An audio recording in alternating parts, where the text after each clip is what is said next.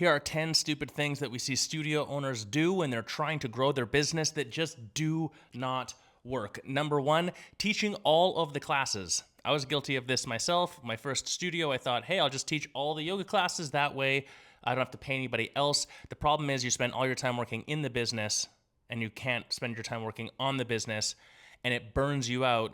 And then you hate teaching, and also you don't have enough variety for the people, so people don't want to come back if they don't like you, and it just suppresses everything in your business. The solution can never be that you have to deliver on your product in your business, no matter what your product is. Number two, adding more classes. Just because you have the availability of something, you have supply, doesn't mean that you have demand. Just adding a bunch of classes to make your schedule more convenient or to have more options for people to come in doesn't mean that they're going to come in, and it kills your profit margins if you do it incorrectly. And you avoid what we call the busy restaurant syndrome. If your classes, let's say you run 3 classes a day and they're all full, everyone who participates in those classes says, oh, that place is busy, it's full, the classes are always full.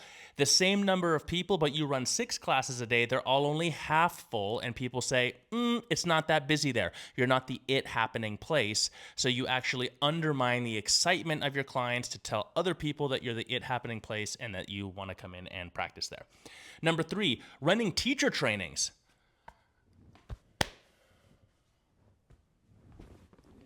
I've seriously had to fight this for years, this narrative, especially in the yoga world, but yoga, Pilates, HIIT, whatever, that the way to make money is that you have to run a teacher training. It's no. I'm not saying you can't. I'm not saying it's not profitable. I'm not saying it's not even a good idea. But I'm saying that if you're trying to grow your business and the only solution you have is, I'm not making enough money, so why don't I make more yoga teachers in my area and charge a buttload of money to people? No, if your business can't support itself off of your membership and your primary products alone, something is wrong in your business. Straight up. More on that. That's a whole other video. Number 4, letting your teachers or your staff just do things their way, or in a yoga studio, for example, letting your teachers just teach their class.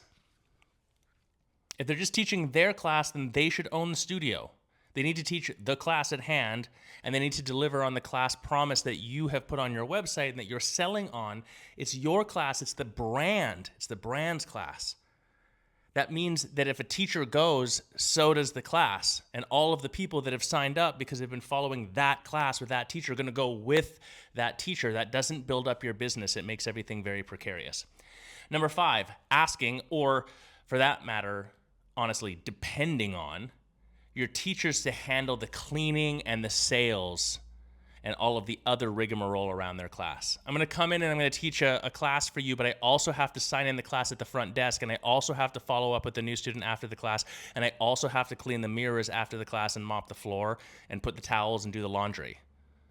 That's just being cheap. No one wants to say it that bluntly. That's what that is. That's being cheap. Or pay them more to do those things. But honestly, that's not going to work anyways, because those are different roles. The objective of a yoga teacher is different than the objective of someone at the front desk who is actually a sales position, which is a different objective of the cleaning position. So just putting more burden of effort, of tasks onto them and some effort to save money will not grow your business. That's just not how that works. Number 6, offering referral rewards to your clients and expecting that to be the primary reason why they bring people in. I'm not saying you can't offer referral rewards, that we never do that, but what I'm saying is, if I don't super love your product and I don't feel like it's going to benefit the person that I want to talk to, my friend, my family, my colleague, or whatever else, there's almost no amount of money you can pay me to try to convince them to come with me. On the other hand, if I love what you do, I will evangelize it everywhere if I think those people are interested in your product. If you say that you will pay me, fine, I'll take that, but it won't be the reason why. That's not the most efficient way to grow your business. And conversely, if you were to offer me enough that the payment itself is enough for me to go and try to get someone to come in and do classes with you, then I'm not doing it like from the right mindset. I'm doing it for the wrong reason. Do you even want the person I'm bringing in? Do you even want me to be participating in that way? Probably not. Number 7, doing tons of random ass workshops. This is a big one. Just like, oh, let's do a handstand workshop. Let's do a how to blow your nose yoga workshop. Just like, and doing them all the time. And like weird little events, like just doing a bunch of random ass workshops. You got a workshop every week. You got a workshop every month, all the time. And I've heard people say that this is the way that you market your business. It's like, oh, I'm going to get people to come in because I'm going to do workshops all the time. We're going to be the it place that's always doing workshops. Well, are you a studio that teaches classes and helps people find a habitual practice and gets into the rhythm of improving themselves mentally, physically, emotionally, spiritually, etc.? Or are you a workshop education clinic facility? Which one is it?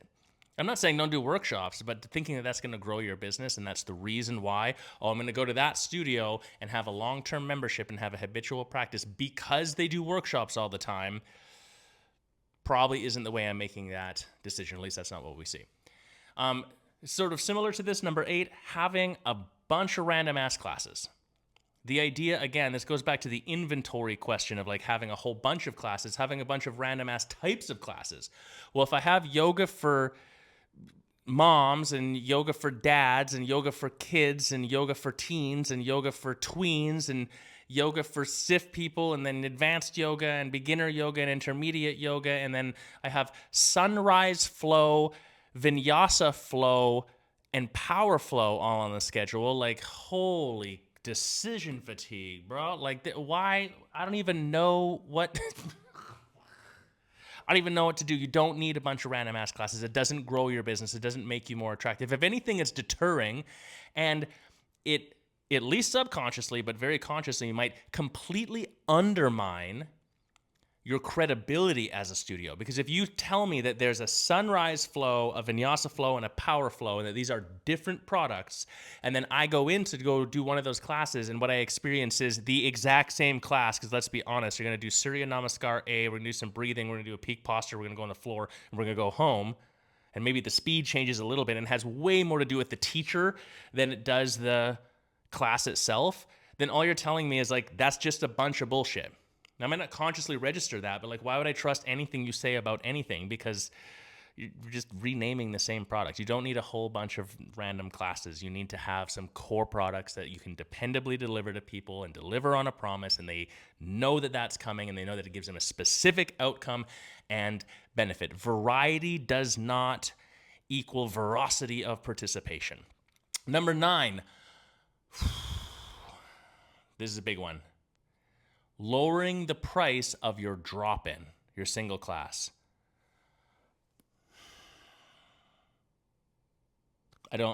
It's hard for me to even not explode and eat this microphone.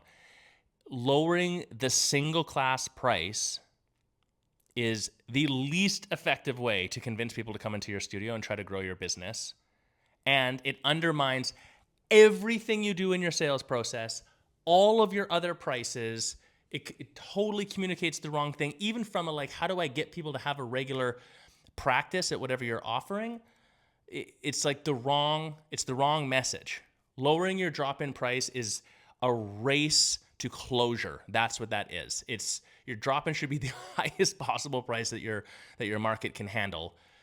You're not making money off your drop-in anyways. It doesn't matter if you charge $15 for a drop-in or $30 for a drop-in. You don't make money off of people doing drop-ins. That's not actually how it works in business.